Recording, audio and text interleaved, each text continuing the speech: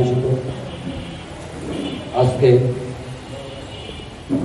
সম্বর্ধনা সাংস্কৃতিক অনুষ্ঠানের সম্মানিত সভাপতি, আমাদের সকলের অত্যন্ত শ্রদ্ধাভাজন প্রিয় ব্যক্তিত্ব, বাংলাদেশের পারমাণবিক গবেষক এবং ঢাকা বিশ্ববিদ্যালয় জাহাঙ্গীর বিশ্ববিদ্যালয়ের শিক্ষক ডক্টর ইউনুস আকুল স্যার, মঞ্চভূমিষ্ঠ এই ঐতিহ্যবাহী পুরান ঢাকা সবচেয়ে পুরাতন এই নিবেদিতা সঙ্গীত সংগঠন, যেই সংগঠনটির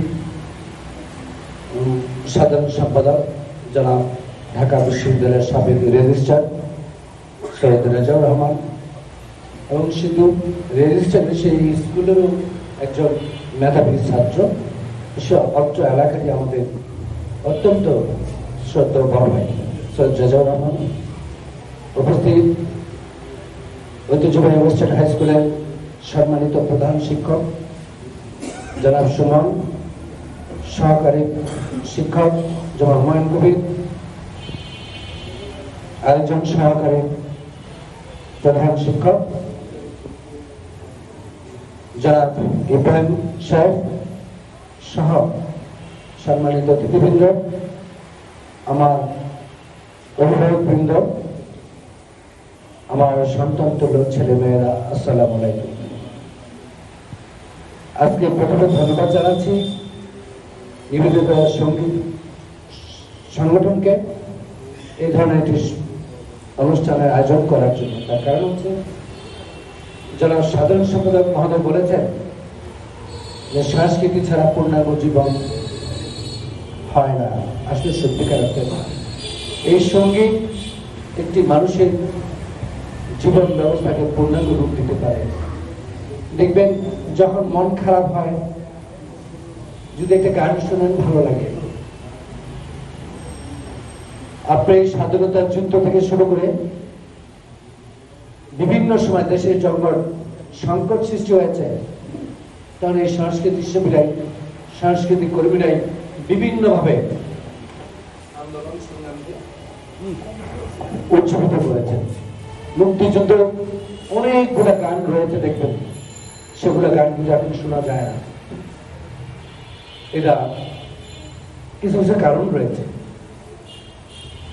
আগে তো বাংলা সিনেমা দেখতে যেত মানুষ হলে, আমরাও গিয়েছি, কিন্তু সেইগুলো অপসংস্কৃতির ঢুকে আমাদের যে বাঙালি যে প্রকৃত সংস্কৃতি সেগুলোকে ম্লান করে দিয়েছে। এইগুলা পরিকল্পিত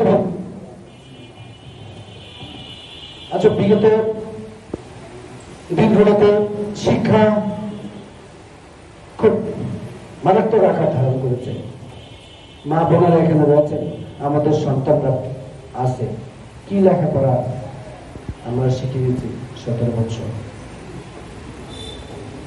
এই ওয়েস্টার্ন স্কুল আমাদের সাধারণ সম্পাদক মহোদয় এই স্কুলের ছাত্র ছিলেন, আমিও ছাত্র ছিলাম। আমরা 84 বেস লাস্টে স্টেম করেছিলাম। আমাদের সাথে যে স্টেম করেছিল দেবানন্দ, সে আমেরিকায় ক্যান্সার রোগের ক্যান্সার বিশেষজ্ঞ, ঢাকা মেডিকেল থেকে পাশ করে সে আমেরিকা চলে গেল। সে নোবেলের তালিকায় রয়েছে। ওয়েস্টার্ন হাই স্কুলের গৌরব ঐতিহ্য। আর সেই স্কুল আমরা 17 বছরে আগে আসলে আগে পাবেন ভর্তি চরিত্রে, কিন্তু এই স্কুলে ভর্তি উঠে এক সময় অনেক চেষ্টা করতে হয়েছে। সেই স্কুল আমরা এইভাবে নিয়ে গেলাম। আমাকে কিন্তু অনেক স্কুল থেকে বলেছিল যাওয়ার জন্য, সত্যি করতে আমি এগুলোতে রাজি হইনি, আমি যাইনি, আমি কোনো প্রশ্নের মতো হতে চাইনি। এখানে আসছে একটি কারণে, ভঙ্গুর এই স্কুলটা যেহেতু স্কুলে পড়েছি, চেষ্টা করে দেখি সম্মিলিতভাবে করে কিছু করা যায় কিনা। গতকালকে ম্যাট্রিক পরীক্ষার রেজাল্ট দিয়েছে, সেখানে আমরা 12টি জিপিএ পেয়েছি। এটা কাঙ্ক্ষিত না, আমার কাছে কাঙ্ক্ষিত নাই, কিন্তু পূর্বের তুলনায় পূর্বে 5 জন 6 জন পেত, এবার 12 জন পেয়েছে। শিক্ষার হার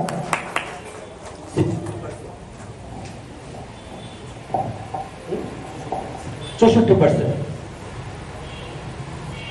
এর কিছু কারণ রয়েছে।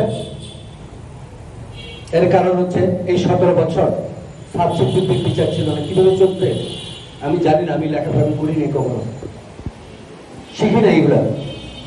ম্যাথের টিচার থাকবে না 17 বছর একটা স্কুলে, এটা আমরা ভাবতেও অবাক লাগে।